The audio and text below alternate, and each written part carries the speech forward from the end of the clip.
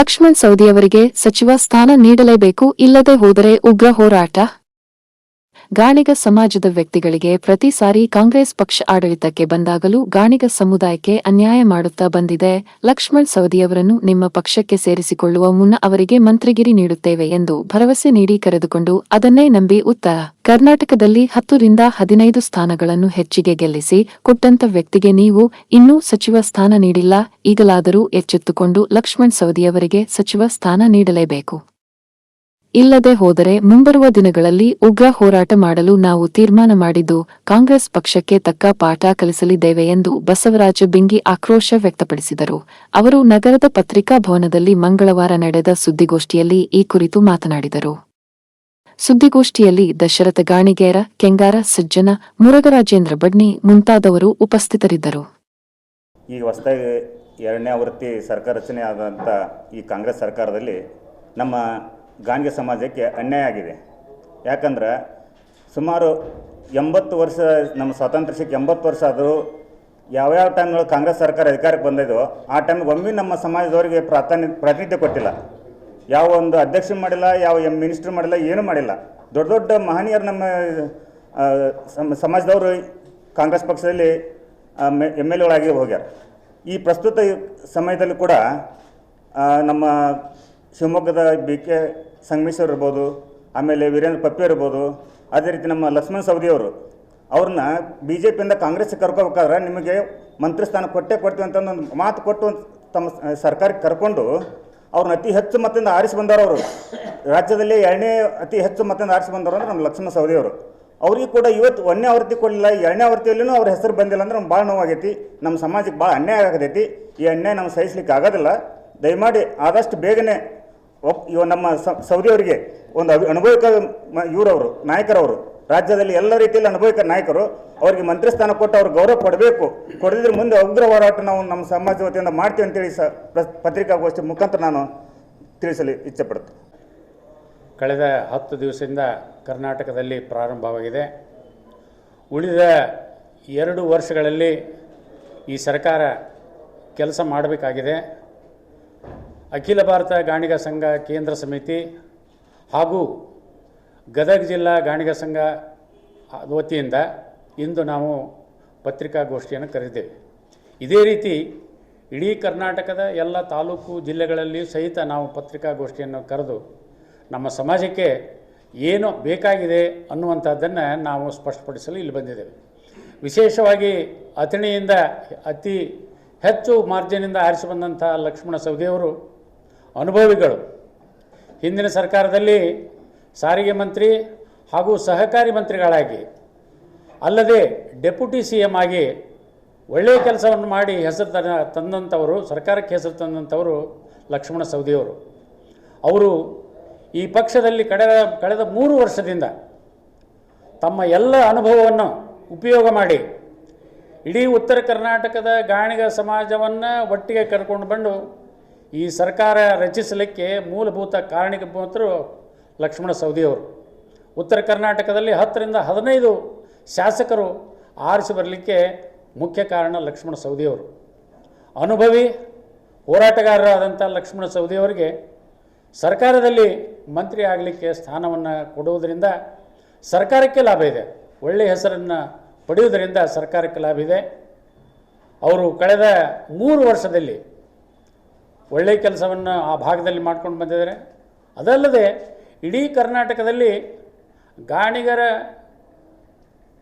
ನಾಯಕ, ರಾಜಕೀಯ ನಾಯಕರನ್ನು ಲಕ್ಷ್ಮಣ ಸವದಿಯವರು ಗುರುತಿಸಿಕೊಂಡಿದ್ದಾರೆ.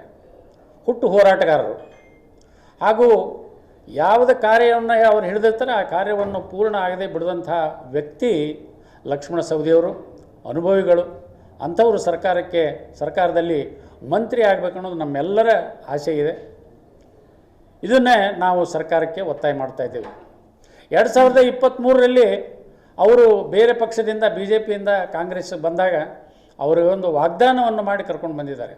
ಈ ಸರ್ಕಾರದವರು ವಾಗ್ದಾನ ಮಾಡಿ ಕರ್ಕೊಂಡು ಬಂದು ಕಳೆದ 3 ವರ್ಷದಿಂದ ಅವರು MLA ಆಗಿರ್ಬೋದು, MP ಆಗಿರ್ಬೋದು, ಎಲ್ಲ ಇಲೆಕ್ಷನ್ನಲ್ಲಿ ಅವರು ಕೆಲಸವನ್ನು ಮಾಡಿ ಸರ್ಕಾರಕ್ಕೆ ಅನುಕೂಲ ಮಾಡಿಕೊಟ್ಟಿದ್ದಾರೆ. ಹೀಗಾಗಿ ಈ 2ನೇ ಆವೃತ್ತಿ ಈಗೇನಿದೆ ಇದರಲ್ಲಿ ಮುಖ್ಯಮಂತ್ರಿಗಳು ಡಿ ಕೆ ಶಿವಕುಮಾರ್ ಅವರು ಹೇಳ್ತಾ ಇದ್ದಾರೆ, ನನ್ನ ಕೂಲಿಗಾಗಿ ನನಗೆ ಕೆಲಸವನ್ನು ಕೊಡಿ, ನನಗೆ ಸ್ಥಾನವನ್ನು ಕೊಡಿ ಅಂತ ಕೇಳಿದರು. ಹಾಗೆ ಲಕ್ಷ್ಮಣ ಸವದಿಯವರು 3 ವರ್ಷದಲ್ಲಿ ಒಳ್ಳೆಯ ಕೆಲಸ ಮಾಡಿದ್ದಾರೆ. ಇಡೀ ಸಮಾಜವನ್ನು ತಮ್ಮ ಜೊತೆ ಕರ್ಕೊಂಡು ಬಂದು ಪಕ್ಷದ ಜೊತೆ ಗುರುತಿಸಿಕೊಂಡಿದ್ದಾರೆ. ಅವರಿಗೆ ಮಂತ್ರಿ ಸ್ಥಾನವನ್ನು ಅವಶ್ಯವಾಗಿ ಕೊಡಬೇಕಂತ ಇಡೀ ಕರ್ನಾಟಕದ ಗಾಣಿಗ ಸಮಾಜ ಸರ್ಕಾರವನ್ನು ನಾವು ಒತ್ತಾಯ ಮಾಡ್ತಾಯಿದ್ದೀವಿ. ಇವರು ನಮ್ಮ ಅಧ್ಯಕ್ಷರು ಸಜ್ಜನ್ ಅವ್ರು ಹೇಳಿದಂಗೆ ಲಕ್ಷ್ಮಣ ಸವದಿಯವರು ಹಿಂದಿನ ಸರ್ಕಾರದಾಗಿದ್ದಾಗ ಅವರು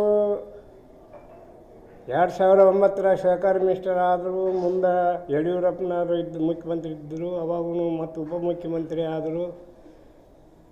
ಅದು ಏನೋ ಕಾರಣಾಂತರಿಂದ ಅವರು ಪಕ್ಷ ಬಿಟ್ಟು ಆ ಪಕ್ಷಕ್ಕೆ ಹೋದರು. ಆವಾಗ ಇದೇ ಡಿ ಕೆ ಶಿವಕುಮಾರ್ ಅವರು ಅವ್ರ ಮನೆಗೆ ಹೋಗಿ ಕರ್ಕೊಂಬಂದು ಸೇರಿಸಿಕೊಂಡ್ರು. ಏನೇನೋ ನಿಮ್ಮನ್ನು ಇದನ್ನು ಮಾಡ್ತೀವಿ, ಫಸ್ಟ್ ಇದ್ರಾಗ ಕ್ಯಾಬಿನೆಟ್ ದರ್ಜೆ ಮಿನಿಸ್ಟರ್ ಮಾಡ್ತೀವಿ ಅಂತ ಹೇಳಿದರು.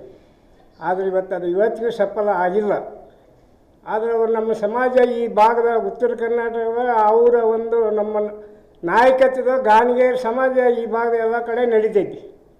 ಅಂಥ ಒಬ್ಬ ಮಾನ್ಯ ವ್ಯಕ್ತಿಗೆ ಈಗ ಕಾಂಗ್ರೆಸ್ ಸರ್ಕಾರ ಇದ್ದಾಗ ಒಮ್ಮೆ ಗಾಣಿಗೆಯರಿಗೆ ಸಚಿವ ಸ್ಥಾನನೂ ಕೊಟ್ಟಿಲ್ಲ, ಏನೂ ಕೊಟ್ಟಿಲ್ಲ.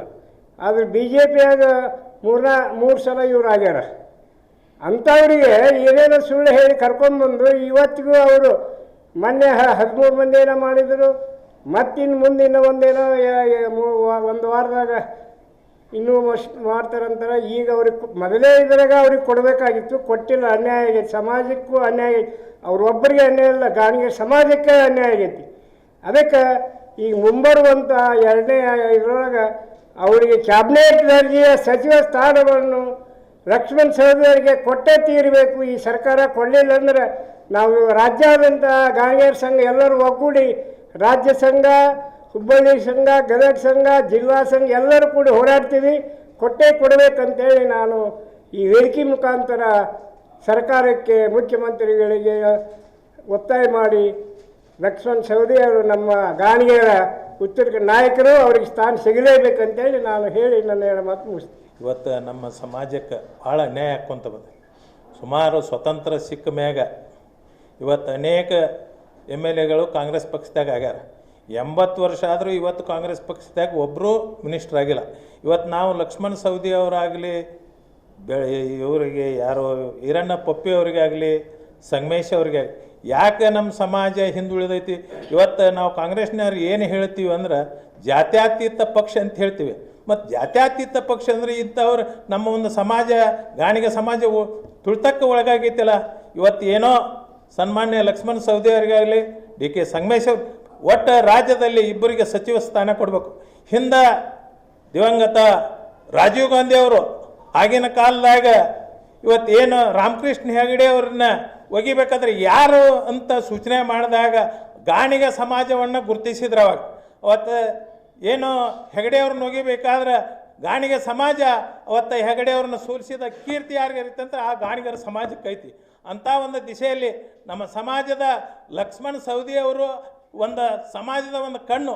ಇವತ್ತು ಅನೇಕ ಲಕ್ಷ್ಮಣ ಸವದಿ ಅವರು ಕಾಂಗ್ರೆಸ್ ಪಕ್ಷಕ್ಕೆ ಬಂದ ಮ್ಯಾಗ ಸುಮಾರು 30-35 MLAಗಳು ಆರಿಸಿ ಬಂದಾರ. ಅನೇಕ ನಮ್ಮ ಎಲ್ಲ ತಮ್ಮ ಮಾಧ್ಯಮದ ಸ್ನೇಹಿತರು ತಾವು ನೋಡ್ರಿ, ಕಾಂಗ್ರೆಸ್ಸಿಗೆ ಹಿಂದೆ ನಮ್ಮ ಸಮಾಜ ಭಾಳ ಅಂದ್ರೆ 40% ಇತ್ತು ಇವತ್ತೇನು ಲಕ್ಷ್ಮಣ ಸವದಿ ಅವ್ರು ಬಂದ ಮ್ಯಾಗ ಸುಮಾರು 80% ಇವತ್ತು ಕಾಂಗ್ರೆಸ್ ಪಕ್ಷಕ್ಕೆ ಬಂದೈತಿ.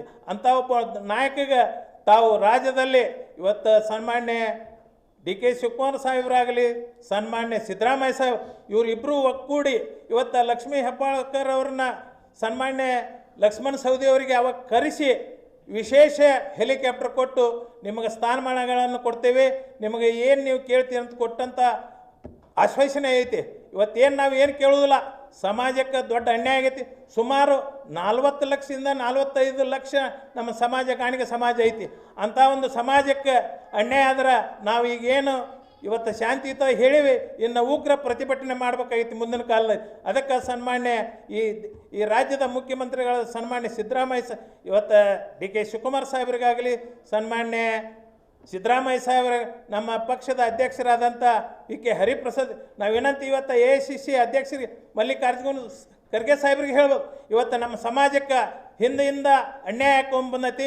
ಇದನ್ನು ಅನ್ಯಾಯವನ್ನು ಈಗೇನೋ ಇನ್ನು ಭಾಳ ಅಂದ್ರೆ 19-20ನೇ ತಾರೀಕು ಮಂತ್ರಿಮಂಡಲ ರಚನೆ ಆಕೈತಿ. ಸುಮಾರು 20 ಮಂದಿಗಳು ಆ ಕ್ಯಾಬಿನೆಟ್ನಲ್ಲಿ ಹಾಕಾರ. ಅಂಥವಲ್ಲಿ ನಮ್ಮ ಸಮಾಜವನ್ನು ಗುರುತಿಸಿ ನಮ್ಮ ಸಮಾಜಕ್ಕೆ ಲಕ್ಷ್ಮಣ ಸವದಿ ಅವರಿಗೆ ಇವತ್ತು ಏನು ಅವ್ರಿಗೆ ಉನ್ನತ ಸ್ಥಾನ ಕೊಟ್ಟು ಇವತ್ತು BJP ಅವರು ಬಿಟ್ಟು ಬರಬೇಕಾದ್ರೆ ಅಂದ್ರೆ ಏನು ಅವರು ಸೋತರು ಅವಾಗ ಉಪಮುಖ್ಯಮಂತ್ರಿಗಳನ್ನು ಮಾಡಿದಂಥೈತಿ. ಅಂಥ ಒಬ್ಬ ನಾಯಕಿಗೆ ಏನು ಟಿಕೆಟ್ ಕೊಡಲಾರ್ದಕ್ಕೆ ಪಕ್ಷವನ್ನು ಬಿಟ್ಟರು. ಅದಕ್ಕೆ ಇವತ್ತು ನಮ್ಮ ಕಾಂಗ್ರೆಸ್ಸಿಗೆ ಬರಬೇಕಾದ್ರೆ ಅವ್ರು ಏನು ಹಂಗೆ ಬಂದಿಲ್ಲ. ತಾವೇನು ಹೇಳಿದರು ಇವತ್ತು ನಮ್ಮ ಹೈಕಮಾಂಡ್ ಏನು ನಡ್ಕೊಂಡೈತಿ ಅದ್ರಾಗ ನಡ್ಕೋಬೇಕಂತೇಳಿ ತಮ್ಮೆಲ್ಲರಿಗೆ ಹೊಂದಿಸಿ 2 ಮಾತುಗಳನ್ನು ಮುಗಿಸ್ತಾ ಇದ್ದರು.